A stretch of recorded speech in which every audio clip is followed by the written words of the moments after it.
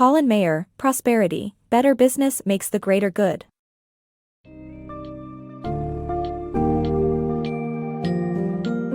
In Prosperity, Better Business Makes the Greater Good, Colin Mayer challenges the long-held Friedman doctrine that confines corporate responsibility to maximizing shareholder profits within legal bounds. Drawing on historical insights and modern corporate dynamics, Mayer proposes a transformative business paradigm that repositions companies as active contributors to societal well-being rather than mere profit machines. The book examines how corporations have strayed from their communal roots as they've expanded globally, often at the cost of environmental health and equitable wealth distribution. It invites readers to imagine businesses making social responsibility foundational to their operations. Mayer articulates how redefining corporate purpose, enhancing governance that aligns with this vision, and developing metrics beyond mere financial assets can result in long-term success for all stakeholders. Entrepreneurs, leaders, and policymakers can glean actionable strategies for reshaping businesses to champion sustainable growth and shared prosperity.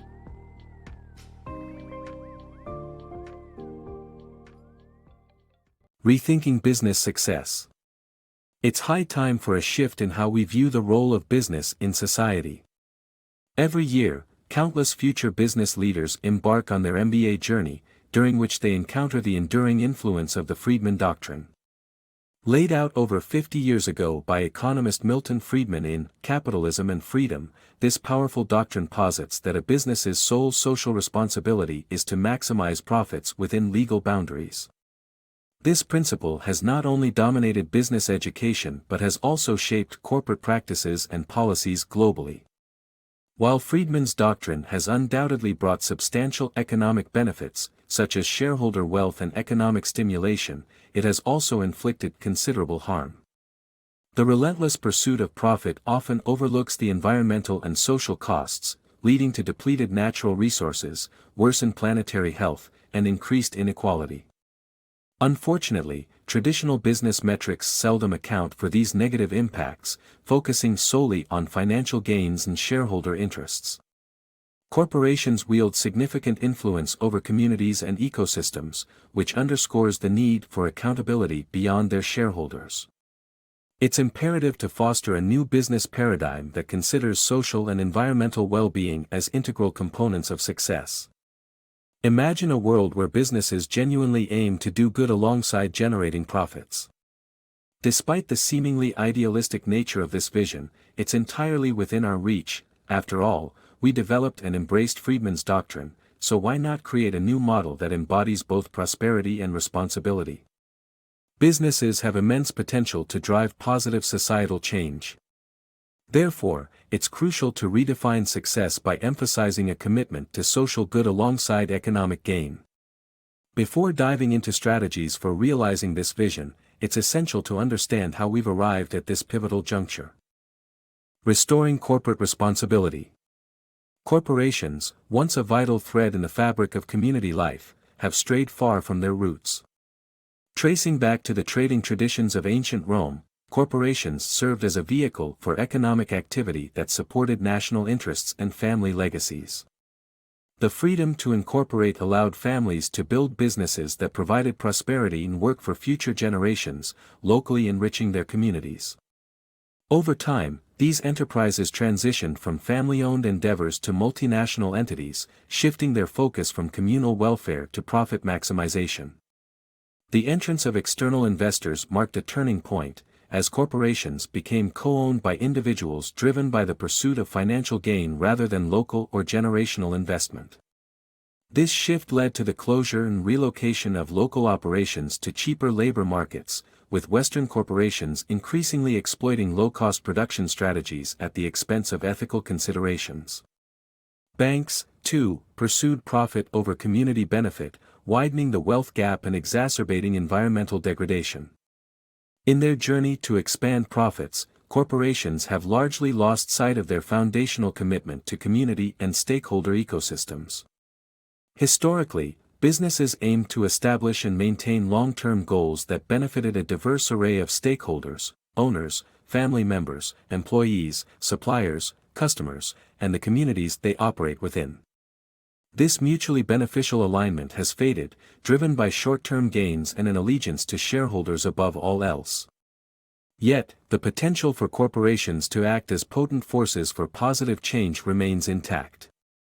By reaffirming their roles within the larger community structure and embracing their ability to commit to a broad range of stakeholders, corporations can once again serve as engines of social and economic benefit. Revitalizing this commitment calls for a reimagined corporate ethos, where the focus shifts from shareholder primacy to fostering a sustainable and equitable ecosystem that uplifts everyone involved. Now is the time to explore the pathways through which corporations can leverage their inherent strengths to reclaim their capacity for doing good. In doing so, they could transform into powerful catalysts for not only economic prosperity but also social and environmental well-being, benefiting the communities they once set out to serve.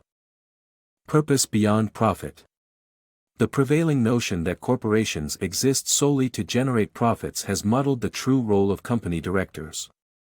Captivated by the pressures of stakeholders, these leaders often forget that their fundamental objective is to address the needs of society. Whether providing washing machines for cleaner clothes or enhancing internet speed, corporations should focus on solving communal problems. Profit should come as a natural consequence of fulfilling this purpose, not as the main goal. Reflecting this, corporate laws in many countries emphasize that companies should pursue a normative purpose, extending benefits beyond their immediate interests by, for instance, taking part in environmental protection or community education. However, the fixation on pleasing shareholders often leads companies to treat these obligations superficially. Transforming corporations into genuine forces for good requires a shift in governance. Typically centered around safeguarding shareholder interests, corporate governance needs realignment to support a company's true purpose. The focus should be on crafting governance structures that help deliver this purpose, including board composition and risk management, rather than merely boosting shareholder value.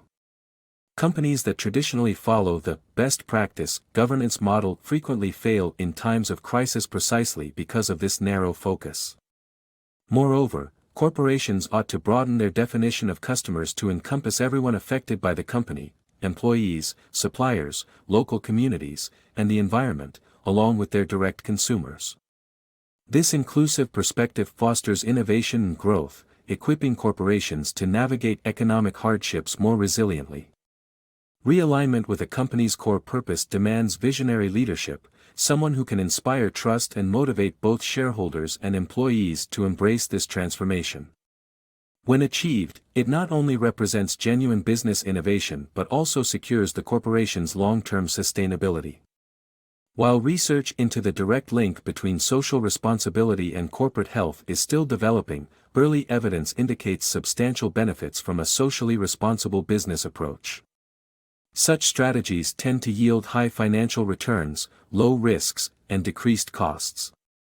Importantly, they ensure satisfaction among all stakeholders, employees, the community, the environment, not solely shareholders, thus shifting the corporate focus to a broader, more meaningful scope.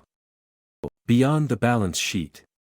In today's corporate landscape, evaluating a business's performance often means focusing solely on financial and material assets, leaving out significant yet intangible resources like natural, social, and human capital. This oversight leads to an incomplete understanding of a company's true value and impact. These three resources, integral to a company's longevity but often ignored in standard accounting, must be considered to accurately assess performance.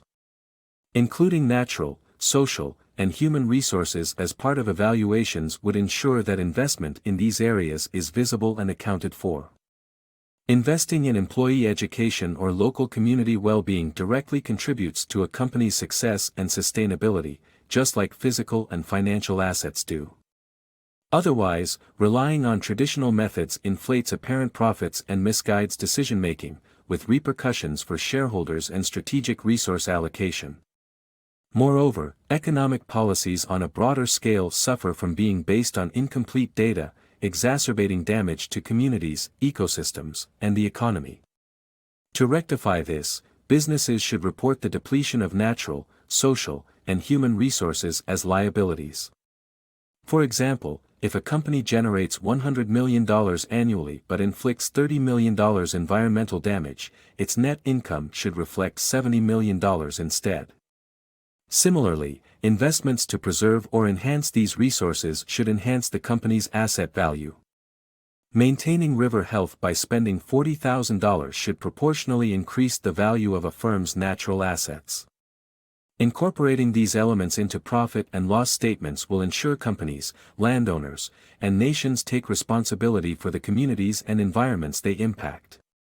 Restoration costs need to appear in financial records for an accurate depiction of profit and liabilities. Any damage caused should be compensated by its perpetrator, not the helpless victims or the generations to come.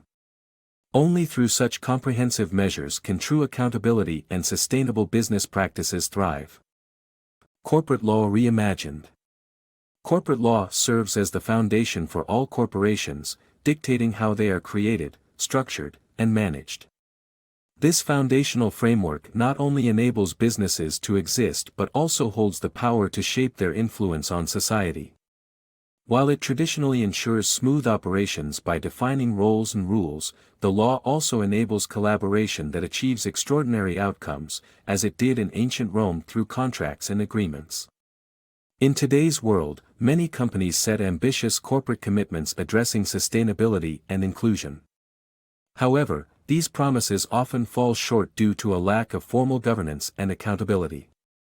Without structured contracts, clear metrics, or assigned responsibilities, these goals frequently fail to yield significant impact. This reality raises critical questions about corporate responsibility. Should corporations be mandated by law to enhance social, environmental, and human assets, beyond just financial gains? What if they were also required to mend any harm caused, much like the obligations to safeguard financial interests? To address these issues, existing legislations empower and enforce corporate commitments, but could be expanded. By introducing additional legislative measures of requiring, refraining, and restoring, a holistic legal framework could be established. This would ensure that corporations not only generate profits for shareholders but also contribute positively to society and the environment. Such a legal overhaul would empower directors to balance their duties to shareholders with broader societal commitments, aligning corporate actions with a greater purpose. Thus, transforming corporate law could ultimately mean profits without compromising societal and environmental health, leading to more innovative and inclusive solutions that benefit everyone.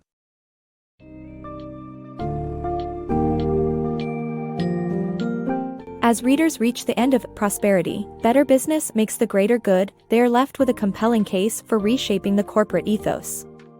Mayer's insights emphasize the necessity of a new economic model where businesses embrace broader responsibilities, incorporating natural, social, and human resources into performance evaluations. The book underscores the potential of reformed corporate governance and rational legal frameworks that align businesses with communities and ecosystems' welfare. Mayer also proposes innovative solutions, such as making environmental stewardship a financial priority. The core takeaway is Mayer's vision of transforming corporations into vehicles for societal good, showcasing that such a shift can lead not only to ethical advancement but also to sustainable profitability.